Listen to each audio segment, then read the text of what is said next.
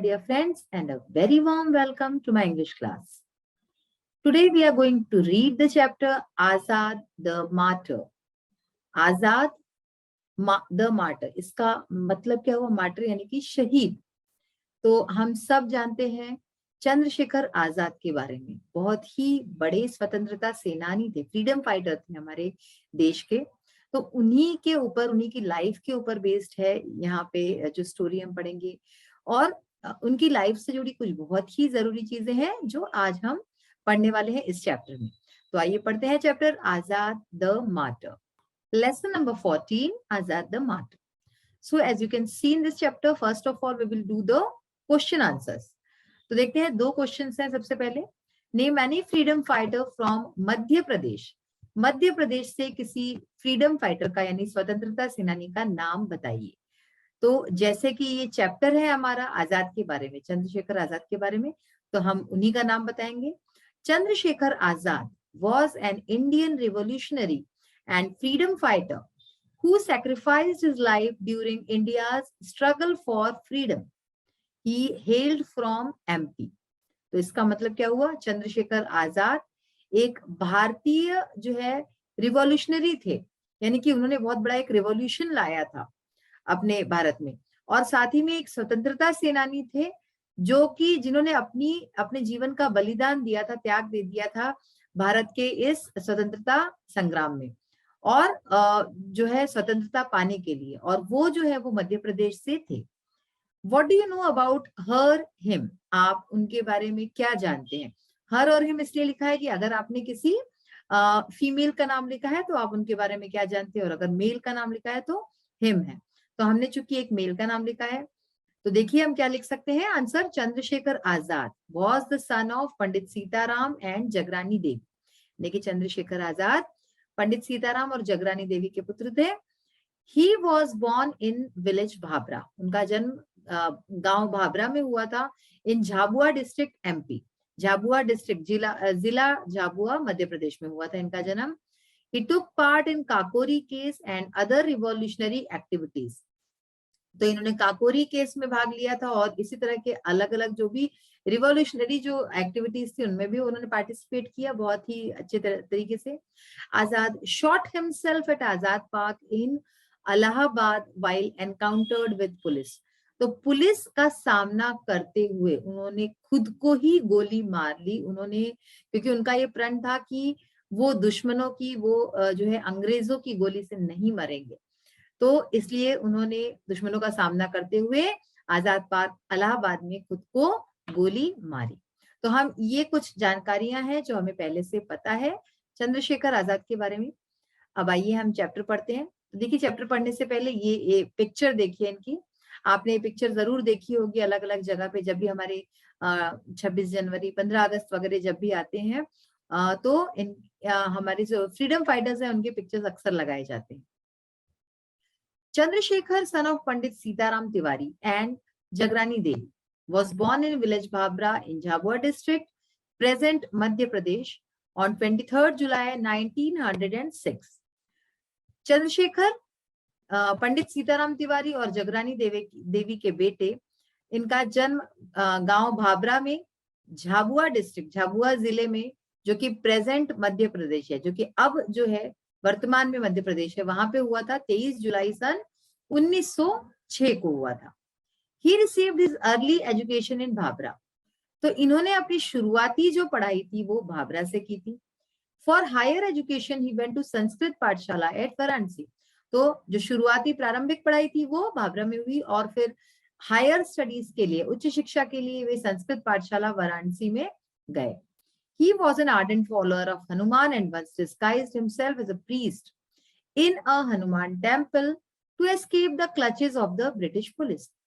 तो वे हनुमान जी के बहुत बड़े भक्त थे, उनको बहुत मानते थे, और एक बार उन्होंने खुद को डिस्गाइज कर लिया, यानी कि भेष बदल लिया था खुद का एज अ प्रीस्ट, पंडित पुजारी जैसे, हनुमान जी का पुजारी जैसे उन्होंने अपने भेष बदल लिया था. इन हनुमान टेम्पल, एक हनुमान जी के मंदिर में ये भेष बदल के पुजारी का वहां पे थे.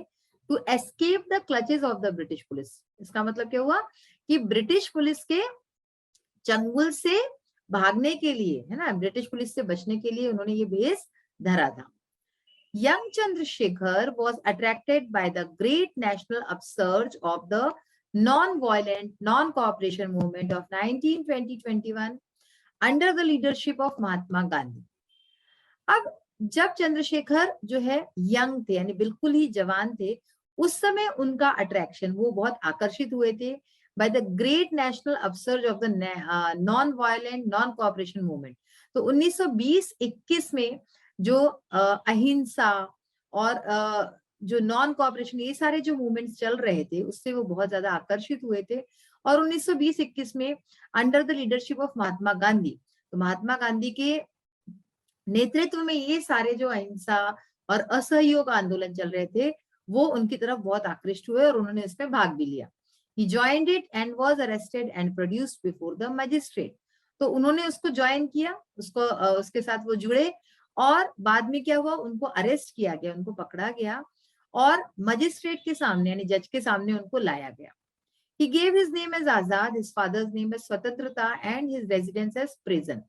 तो वहां पे उन्होंने मजिस्ट्रेट के सामने अपना नाम आजाद बताया, अपने पिता का नाम स्वतंत्रता बताया और अपना घर, रेजिडेंस यानी कि घर, उसको प्रिजन यानी कि कैद, जेल बताया.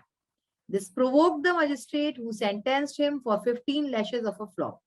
और इससे क्या हुआ, इससे जो मजिस्ट्रेट था वो प्रोवोक हो गया, उसको बहुत गुस्सा आया और उसने मजिस्ट्रेट ने इनको सजा सुना दी 15 कोड़ों की, है ना. तो 15 कोड़े इनको लगाए गए. As a revolutionary he adopted the surname Azad which means free. तो क्रांतिकारी के रूप में, रिवॉल्यूशनरी यानी क्रांतिकारी के रूप में, उन्होंने अपना जो सरनेम था वो आजाद रख लिया, विच मीन्स फ्री, जिसका मतलब क्या होता है, फ्री, मुक्त, यानी किसी के जो अंडर में नहीं होता, जो आजाद होता है वो मुक्त होता है. He once claimed that as he was named Azad, he would never be taken alive by the police. तो उन्होंने एक बार ये अनाउंसमेंट किया था, एक बार ये घोषणा की थी कि चूंकि उन्होंने अब अपना नाम, अपना सरनेम आजाद रख लिया है, तो वो पुलिस के हाथों कभी नहीं आएंगे, जिंदा तो बिल्कुल भी नहीं आएंगे. Never be taken alive by the police. तो पुलिस उन्हें जिंदा कभी भी पकड़ नहीं सकेगी, ऐसा उन्होंने क्लेम किया था. Chandrashekhar Azad was a great Indian freedom fighter. Chandrashekhar Azad एक बहुत ही महान भारतीय क्रांतिकारी थे, फ्रीडम फाइटर थे, यानी कि स्वतंत्रता सेनानी थे. His fierce patriotism and courage inspired others to enter the freedom struggle. तो उनकी जो देशभक्ति थी, जो ज्वलंत देशभक्ति थी और जो उनका साहस था, उससे कई लोग इस स्वतंत्रता संग्राम में उतरे, उनसे इंस्पायर होके, उनसे इंस्पिरेशन लेके. Chandrashekhar was the mentor of Bhagat Singh. तो चंद्रशेखर भगत सिंह के भी मेंटर थे, यानी कि गुरु थे एक तरह से. Who was also a great freedom fighter, जो कि खुद भी जो भगत सिंह थे, हम सब जानते हैं कि बहुत ही महान, वो भी एक स्वतंत्रता सेनानी थे. Both Chandrasekhar and Bhagat Singh actively participated in revolutionary activities. तो चंद्रशेखर और भगत सिंह दोनों ने बहुत ही एक्टिव पार्टिसिपेशन किया था, जो जितने भी क्रांतिकारी आंदोलन हुए थे उनमें. He was deeply troubled by the Jallianwala Bagh massacre in Amritsar in 1919. तो वो उनको बहुत ही ज्यादा दुख हुआ था और वो अंदर तक हिल गए थे, जो जलियांवाला बाग हत्याकांड हुआ था अमृतसर में 1919 में, उससे. He was also involved in the Kakori case. इसके साथ ही वो जो काकोरी केस था उसमें भी वो शामिल थे. तो आज जो है बच्चों हम यहीं तक पढ़ेंगे. अगले सेशन में इस स्टोरी में आगे और क्या होता है वो देखते हैं. अब आइए हम देखते हैं कि हमारे जो इम्पोर्टेंट एक्सरसाइज पार्ट है उसको देखते हैं. So the exercise of word power. The letters in the following words are jumbled, rearrange them to make meaningful words.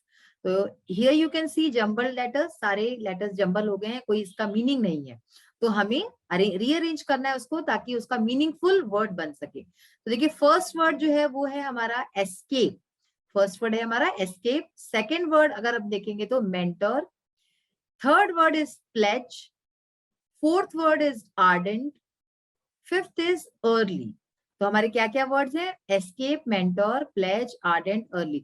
So you have to learn the spellings of these words. ठीक है ना, इनकी spellings बहुत अच्छे से learn कर लीजिएगा. Next word है हमारा priest, then courage and terror. हमारी नेक्स्ट एक्सरसाइज है make antonyms of the following words by using the prefix dis. Dis prefix का यूज करके हमें antonyms, what are antonyms? Antonyms are opposite words, विलोम शब्द जो होते हैं उसको बोलते हैं एंटोनिम्स। तो एंटोनिम्स हमें बनाने हैं। एग्जाम्पल देखिए, अपॉइंट, डिसअपॉइंट, ठीक है, तो डिस लगा के हमें एंटोनिम्स बनाने हैं। तो इसी तरह से देखिए, courage, discourage, appear, disappear, able, disable, agree, disagree. Very simple exercise, बहुत ही सिंपल है, आपको समझ में आ गया। बस इन सारे वर्ड्स के पहले हमें डिस, ये जो प्रीफिक्स है इसको लगा देना है, तो इसके अपोजिट्स या एंटोनिम्स बन जाएंगे। Next is comfort, discomfort, connect, disconnect. Now complete the following sentences using the correct form of the words from the words given above.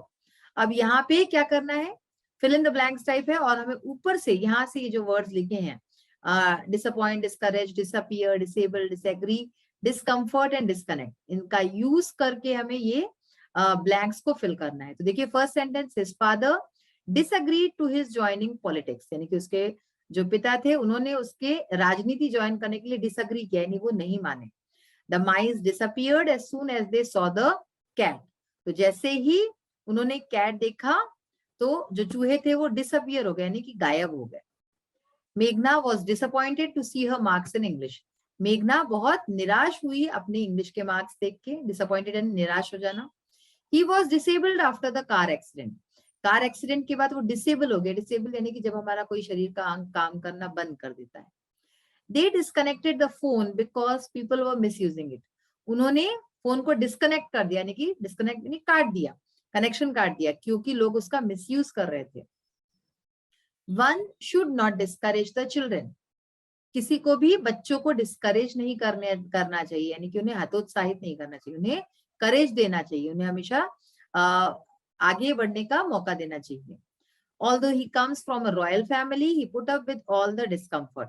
तो हालांकि वो एक रॉयल अच्छी अमीर फैमिली से है, लेकिन फिर भी उसको ही put up with all the discomfort, उसको सारे डिस्कम्फर्ट जो होते हैं वो भी सब पता है, वैसे पाला बड़ा है। Use the following pair of words in sentences to show the difference in their meanings. तो यहाँ पे देखिए, दो वर्ड्स है, sun, son, new, knew, pronunciation same है लेकिन स्पेलिंग्स डिफरेंट है। तो इनके मीनिंग का डिफरेंस जानने के लिए हमें क्या करना है, सेंटेंसेस में इनका यूज करना है। So first word is sun, SUN, sun का मतलब क्या होता है, सूरज। तो देखिए, the sun sets in the west, सूरज वेस्ट में यानी कि पश्चिम में सूर्यास्त होता है हमारा। सन यानी कि बेटा, आई हैव वन सन, मेरा एक बेटा है।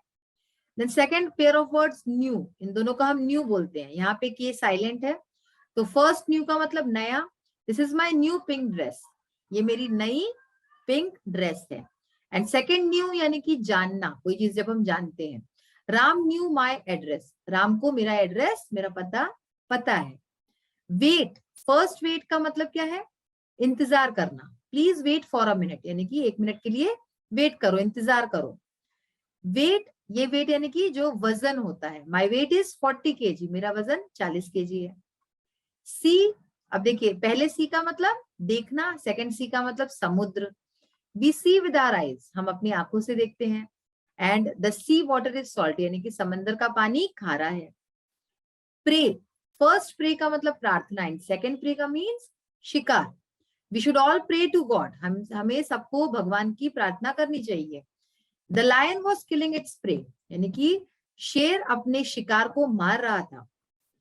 हियर, तो हियर, पहले हियर का मतलब सुनना, सेकंड हियर का मतलब यहाँ। We hear with our ears, हम अपने कानों से सुनते हैं। प्लीज कम हियर, यानी कि प्लीज यहाँ आओ। फिर है हेयर, फर्स्ट हेयर मीन्स बाल एंड सेकेंड हेयर मीन्स खरगोश, यानी कि रैबिट जिसको हम बोलते हैं। तो आई हैव शॉर्ट हेयर, यानी कि मेरे छोटे बाल हैं। And second here is a soft animal, यानी कि खरगोश, रैबिट एक सॉफ्ट सा मुलायम सा एनिमल है। तो बच्चों, आज हमने चैप्टर पढ़ना स्टार्ट किया है, चंद्रशेखर आजाद की जो लाइफ है, उनकी जीवनी, उसके बारे में हम जान रहे हैं। और साथ में ही आज हमने वर्ड पावर की बहुत ही इंपॉर्टेंट कई सारी एक्सरसाइजेस की हैं। तो आज जितनी भी एक्सरसाइज की हैं उसको आप ध्यान से पढ़िए, देखिए, वर्ड्स सारे जितने हैं स्पेलिंग्स लर्न कीजिए। आज का सेशन यही फिनिश होता है, and we will meet in the next session. So till then, bye, have a nice day, thank you.